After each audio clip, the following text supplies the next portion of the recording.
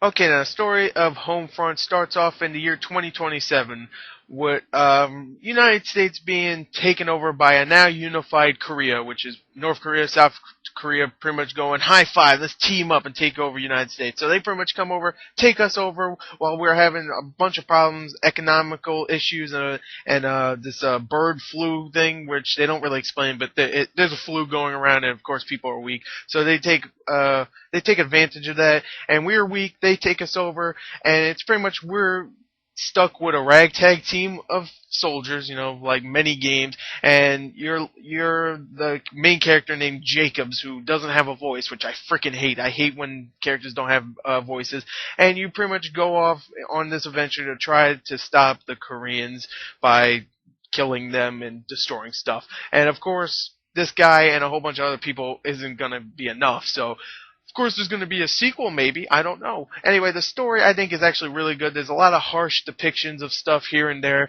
The freaking opening of the game is very harsh. I mean, it starts off with a kid watching his family getting murdered right there. And it really does set the mood for the story. It doesn't go very far after that. There is some scenes where it's actually kind of disturbing. But it doesn't go as far as it should have. But anyway, I thought the story was still really good. Let's go on to the sound. Okay, now the sound in Homefront. Many people have been saying that the sound is very outdated. They've been saying the sound design's not great. The guns don't sound all that fantastic. They sound like toy guns. That's what I've been hearing mostly. And just the sound design is not as good as stuff like Battlefield Bad Company 2 or even Call of Duty.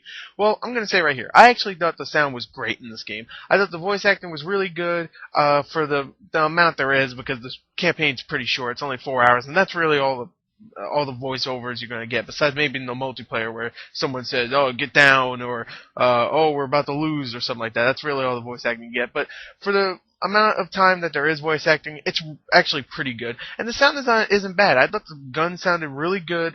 Just the explosions in the far and stuff.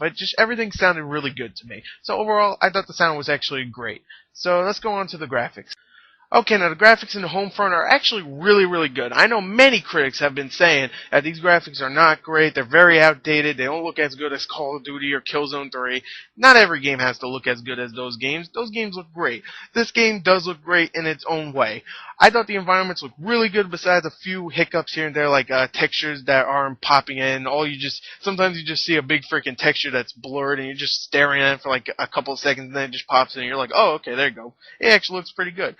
Besides that, there's actually some environments that do look pretty generic and outdated, even with the textures, sure. But there's actually a few environments where sometimes you're in a helicopter, you're just flying by, and it looks really good. Some of the effects here and there, like the explosions, look really, really good. There's one scene where you're on a bridge and just freaking helicopters are whizzing by, and so much is going on in this. There's water everywhere, and it looks beautiful. The scenery does look beautiful, and you actually want to take some time out just to look at some of these things. And I just thought the graphics were really good. I know many people have been saying, oh, they're not that great, but I thought they looked really good. And of course, some of the character models aren't that great. There's one character in particular that I did see that was really bad, where it looked like his mouth just consumed his freaking face, and it was just, what the hell is going on with that character?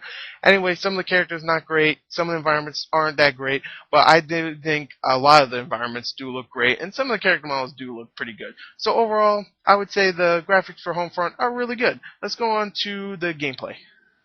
Okay, now the gameplay in Homefront is the main part of a game. It's the gameplay. Is it good in Homefront? I think it is. The single player is very short. Like I mentioned before, it is very short. Like I beat it in maybe a little over 4 hours, so it's kind of like Vanquish, where it was really short. But unlike Vanquish, this actually has multiplayer, and the multiplayer is a lot of fun, just like the single player campaign. The multiplayer is the basic kind of multiplayer where you keep going, get level ups, and unlock more stuff for your guns, like upgrades, like attachments, like different sights, a whole bunch of all that kind of stuff. The obvious stuff for multiplayer, but it's actually a lot of fun. A lot of the maps are actually really good too. I was expecting the maps to be kind of boring or something like that. Like I like Call of Duty Black Ops a lot, but I think the multiplayer maps are not that great. I think the multiplayer maps in Homefront are actually better than Black Ops, and I'm sorry I'm comparing it to that, but many people have, so why not me compare it to it?